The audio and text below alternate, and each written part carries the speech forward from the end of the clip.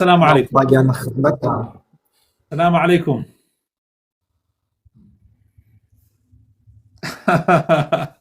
يا ربي بخير بين بسر تشاو. اي بخير بين بسر هردو تشاو. اي بخير بين بسر تشاو. السلام عليكم. دنك تانية كاك محمد دنك برا ولا جناب. السلام عليكم قربان جاء. عليكم السلام ورحمة الله وبركاته. مساجان دنك مباسط شونا أحوالك شونا. الله محفوظ تانك بحفظي خويا. الله محفوظ تانك. الله تشاك ولا قال تانك. ربي بخير بين سر تشاو ما مساجان. مساجان خاص برزو فدار تانكات يا ربي. خوالهم لا ولي قري. خوا كارو كرده وكان من والد كافقات رزامن دي خوا وبكار من بيني بونصرتي دينك ما مساجان. آمين آمين ما مساجان. بيخوش حالم. خواهی گەورە سەربەرستانکە بەڕاستی جەنابتان لەگەڵ ئەو برا ئازیزانە و برا خۆشەویستانە لەوێ ئەلحەمدولیلا شوێندەستان دیارە ئەلحەمدولیلا کار و کردەوەکانتان بەڕاستی جێی دڵخۆشی ئێمەی مسلمانە لە کوردستان هیوادارم ئینشاءالله بەردەوام بن و هیچ سارتان نەکاتەوە لە ئەو کۆششەی کە ئەیکەن. خواهی گەورە سەربەرستانکە زۆر پێخۆشحاڵیش بووم بەڕاستی کە جەنابتان هاتنە لایڤەکە. ئەڵڵاتان پارێزی مامۆستاگیان داواکانی لە الله سبحانه وتعالى بەناو پیرۆزەکانی کار و کردەوەکانمان خاڵسن بۆ خۆی یەکلا بکاتەوە یا رب. خوا لە ڕیا دووری گرێ مامۆستاگیان. آمین ئینشاءالله ئامین ئینشاءالله. الله سەربەرستانکە. مژدەشتان دەینێ ئینشاءالله. ئیتر چوار مزگەوت لە چوار شاری تر کڕاون و بە عەقدی حکومی و ئەوانەش هەمووی بەناو مسلمانان کراون و کلیلەکانیش وەرگیراوە. فإن شاء الله إعلان أنا كنا وزوان بإذن الله. سبحان الله أي سبحان الله يا ربي جورا خوي پروردگار بخاتنا وجوانا كاني خوي پاداشتي خيرتان باتوا بخاتم ميزان حسناتنا وز لهم لايك وزعتان زحمته يمن ليره ما شاء الله حساوك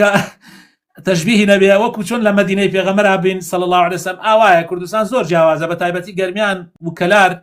يعني ها زور جوازه لقل شو كاني ترى سواز بو الله الحمد لله. بەڵام ئەوەی ئێوە قورسە بەڕاستی کارتان قورسە و بەری تیری ناحەزانەکەون بۆیە سەبر و تەحملێکی زۆری ئەبێ خۆی گەورە بتان پارێزێ. فضلی الله سبحانه وتعالى کە هاتوینەتە ئەو وڵاتە 17 مزگەوتی کوردیمان هەبووە. ئێستا مزگەوتی کوردی لە 40 مزگەوت تێپەڕی. بەڵام کێشەی مامۆستامان هەیە مامۆستا ملەتی ئەو خەڵکی کە لە بریتانیا زۆر کەسی دڵسۆزن بۆ دنیای خوا. وەگەنجەکانیشمان هەمووی ئەلحەمدولیلا ڕوو لە خوان و ڕوو لە تەوبە ڕوو لە دینن. بەڵام کەسێک نییە دەستیان بگرێ مامۆستا. تۆش هەر ئەتوانی مەسەن شارێک دوو شار بگری و ئەو ناو ناتۆری کە بۆ دروست دەکرێت و ئەو جادی کە دەتکرێت وا ئاسان نییە. جا بۆیە حەولێکمان داوە ئەلحەمدولیلا ئێستا 6 قوتابیمان بردوون لە ئەزهەر دەوام بکەن ناردومان بۆ میسر دوای ئەوەی کە 2 ساڵ لای ئێمە لە کۆرسێکمان لە مەجموعەی زادمان پێگوتون. تەمای ئەوەمان هەیە دوعای خێرمان بۆ بکەن ئەو گەنجانەمان دامەزرا و ثابت بکرێن. یعنی ئەلحەمدولیلا ئەوانەی کە چوونە ئیوا هەیە 25 جوزئی لەبەرە ئیوا هەیە 20 جوزئی لەبەرە کە ویلادەشی ئێرەیە ئەوروپایە و هەروەها کوردی و ئینگلیزی و عەرەبیان وەکو ئاوایە. عەرەبیان نەبینیوە ئەلحەمدولیلا. ئەوانەمان ڕەوانە کردوون ئێستا لەوێن چون خانومان بۆ گرتوون چونکە بۆ لە ڕاستی دەمامەستا هەرچی مزگەوتێک هەیە لە بریتانیا نادر هەیە ئەهلی علمی متەمەکن بیبا بڕێوە زیاتر هەمووی درسۆزن بۆ دینی خوا. بەڵام بەڕاستی ئەگەر علمیشان هەبێ ئەشێ ئەتوانم بڵێن حکمت الحکمەت و ضالة المؤمن. بەڵام باوەڕ کە ئەمە نەک حکمە علمەکەشمان ئەو علمە نیە لە من حاڵی مامۆستاگیان. جا ئیتر چامان لەوێ ئینشاءالله ئەو کۆچپانی کە لەسەر ڕێگەمان زیاتر نەبوونی ئەو زانایانن ئەو پێشەوانن کە بتوانن پێشەوایی ملەتەکەمان بکەن. ئەگەنا ملەتەکەمان گەنجراومان الحەمدولیلا فەضلی الله هەمووی ڕوو لە خوایە. یعنی ڕوو لە خوا بوونەکەشان ئەوەیە مامۆستاگیان لێرە هیچ سانسەیەک و هیچ بربەستێک نییە لە سەرگاننی پەیامی خوا. یعنی من ئەوە زیاتر لە 2013 من لەو وڵاتم لەسەر مینبەرم مامۆستا 2025 یعنی 12 ساڵە تقریبا من لەسەر مینبەرم ڕۆژێک لە ڕۆژان ئاسایش یا حکومەت پێی نەوتم تۆ بۆ وا ئەڵێ یان تۆ بۆ وا ناڵێ یان ئەبێت تۆ وا بڵێ ئەبەدەن دینی ئیسلامیش ئەگەر لێی گەڕی بە حوریەتی خۆت بیڵێ وەکو پێغەمبەر لە تۆی ئەوێ ئەو دینە ئەگا بەدڵەکانە مامۆستا ئەگا بەدڵەکان ئەوجا بەبێ غولو و بەبێ تەقسیریشدا يعني وسطيتي أو دينا بفهم أصحاب محمد صلى الله عليه وسلم هم كسك حزد أو دينا أكا بتعبتش إنسان خوي هالنواسي بجروبك بجماعتك بشيخك بمامستايك بلكو إسلام وكو منهج وكو شريعات وكو أصحاب محمد كما شابكات وتعالي شي دوبي أصحاب محمد صلى الله عليه وسلم لا يبرز معلومة مامستا سطح حفتا وبينزي الشهيد هو سطح حفتا وشش شهيد هو هلا سطح صحابة حفتا وشش حفتا وبين صحابة خوين راوة أو دينا جيش وبن من ليرة بيم بخون بسر مسلمانيك هاوكي شنقوا آياتيكم لبريان حديثي في علمكم بيه ما مستجان أما الجريمة تاواني قوري أما نازو فيز كردنا خواكيشانه وصر أمتي محمد لسر حسابي خواني أو هم الصحابة أو هم علماء السلف كهاتوا لبيغمبر وتاقيش بيه جابوه ما مستجان إما أو شمان هي الراستي دا كم شهر هي أجد كيشي نبي كيشي ما مستاي ياخد كيشي خلق كل دولة كاو ما مستاي لدولة كتير لمن حالي بوي لا يبرز لي ما مستاي فاهمي ربان بقوري خوي قلب ناسا بشر ناسا مخلوقي خوي تيزاني باي چندا زاني أو مخلوقة شون قبولي بامي خواك ويفرمي ادعو إلى سبيل ربك بالحكمة والموعظة الحسنة يعني دعوة مطلق لنكد ومقيد كبير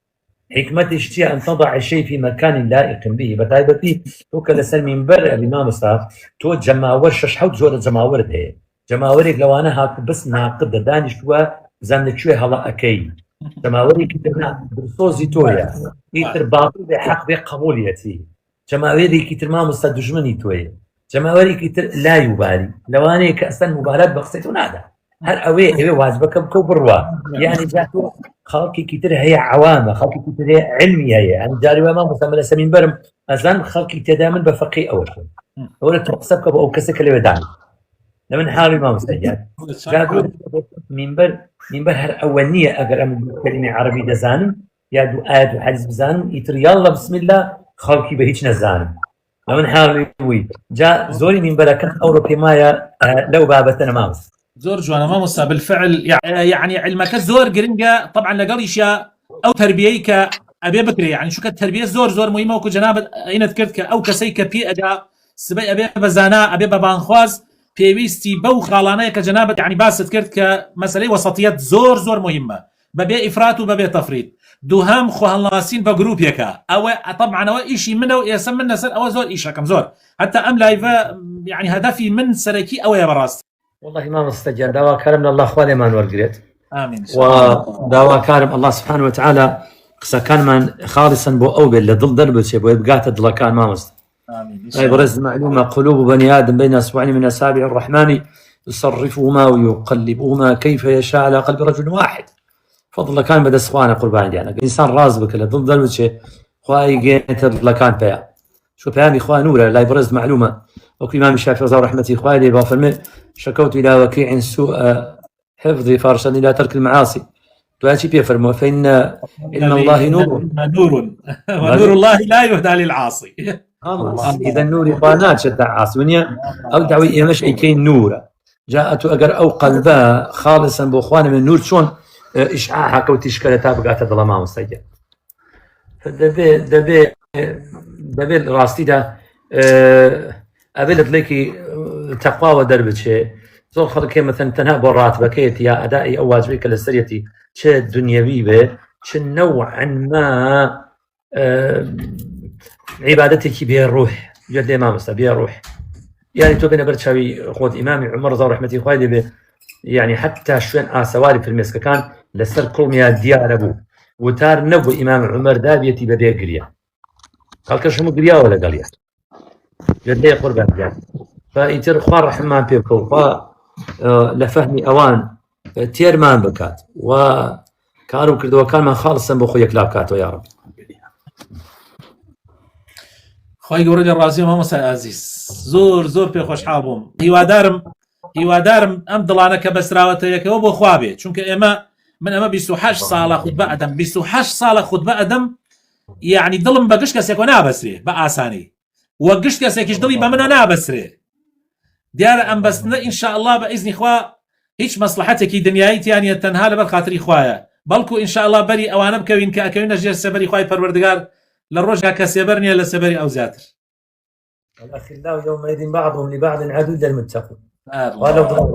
ما مستعجل الله قال وانا قلت كتكبان جانا كلقامت أين المتحابين في ظلهم في ظلي اللهم آمين يا ربي آمين يا رب العالمين فارج ما مستعجل الله كان فارج منیش ڕاستیەکەی خۆی ئاگدارە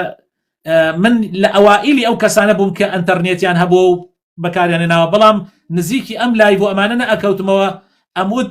زەرەری زۆرترە تا قازانجی بەس سەیرم کرد خەریکە ئەسحابی بیدع و ئەوانەی قورئانی و نازانم چی و ئەم هینانە خەریکە هینەکە ئەتەنن زەرەرێک گەورەمان کرد کە خۆمان دوورگرت بە تایبەتی لە تیکتۆکە پێمان وابوو تیکتۆک شوێنی منداڵ و تاڵە و شوێنی یعنی ئەو سوفەها الأحلام و ئەوانەیە و کە جێمان هێڵا خەڵکێکی تر هات بۆ شایەکەی گرت مامۆستا سەریشانە بووە بەداخەوە مامۆستا ئەبینم شوێنی وا هەیە دووکەی و سێکەی ها لە سەری و کابرا بەس تەنها شوبهات بڵاوەکاتۆ لای ئێمە ئەڵێ لە گەرمیانی ئەڵێ دگلدانە شەڕە مەیدانە ئەم دێنەیەکدا بەگشت ئەو دێنەیەکدا بەگشت ئەمە کاتی ئەوە ئەبینی و سەیرەکەی ئەو لایوانەی کە ظاهیر ئەهلی علم و ئەهلی هینن سەیرەکەی تا حدێ مەهجورن لە چاوە یعنی بەڕاستی خەفەت دڵ ئەو کاتە ئەزانین کە بەڕاستی ئێمە دواکەوتین مامۆستا بەڕاستی ئێمە دواکەوتین مع الأسف بەس ئینشاءالله من بە زۆر مامۆستا بە زۆر تەشجیعی هەمویانم کردووە کە بەڕاستی بێنە ساحەکە و ساحەکە چۆڵ مەکەن بۆ خەڵکی تر يعني معقول نییە ئەم عالەمە مامۆستا گشتی شوبهاتی بۆ دروستە بێ خەریکە مامۆستا يعني لە شتێلێکی خەتەریشە مامۆستا والله جا مامۆستا گیان پێویستە پێکی شەرعیە بەڕاستی ئەمەی کە ئێستا ئەکرێ لە سۆسیال میدیا مە جیهادی حەقیقیە چونکە جیهاد خۆ جیهاد ئیدا بەدەنیە جیهادی فکرە قوربانیە شوبهاتیش مەسائلی فکریش بە فکر وڵام دەدرێتەوە جاکە بەڕێزێکی وەکو بەڕێستان نەبێ وڵام داتەوە خەڵکێکی تر دێ وڵامە داتەوە زادت طینە بەلەئە کە مامۆستا گیان خراپتریە کە چاتی ناکە زۆر ڕاستە خی گەورە بتان پارێزە مامۆستا زۆر پێ خۆشحاڵ بووم خی گەورە جەزای کەلاریش بات نامان نا جەنڕاڵ مامۆستا گیان الله بتپارێزێ نامان نا جەنڕاڵ کەلاری مامۆستا گیان یەک قەوزی بچکەڵم بیتێ ئێستا لە مەجلیسێکای لە ماڵی برایەکی ئەزیزای ناوی کاکە نەبەسکەلاریە حادیسەی سیارەی بە تووشی هاتووە سیارەکەیان بڕیوەتەوە ئەوسا دەریان کردووە لە ناو سیارەکە ئینگلیزی بەرامبەریشی مردووە یعنی ئەمەوێت دوعایەکی خێر وە کاکە نەبەس بکەی لەوانەیە تەلەبەی خۆبی و بیناسی دور نییە عەلەیکوم السەلام وەڕەحمەت الله نەگو باس کاک نەبەسگیان باش وەزعت چۆنە ئەحواڵت چۆنە الحمد لله فضلی خوایە مامۆستا گیان خوا سەربەرزکایە خی گەورە کارت بۆ ئاسان کە یا ڕەبی خوای تەعالی ڕەحمەت پێ بکە یا ڕەبی خوای تەعالی بۆ خاتر ناوە جوانەکانی خۆت داوات لێ ئەەکەین باری کاک نەبەس سوکە ئینشاءالله ئامین لەگەڵ جەنابیشتە مامۆستا گیان خی گەورە سەربەرزکە زۆر بەڕێزن کاک محەممەد گیان خی گەورە بتان پارێزیە مەجلیسەکەتان لە ئامانی خوا سەلام عەلیکم بتان پارێزێ خوا بتان پارێزێ ڕێز و احتراممان هەیە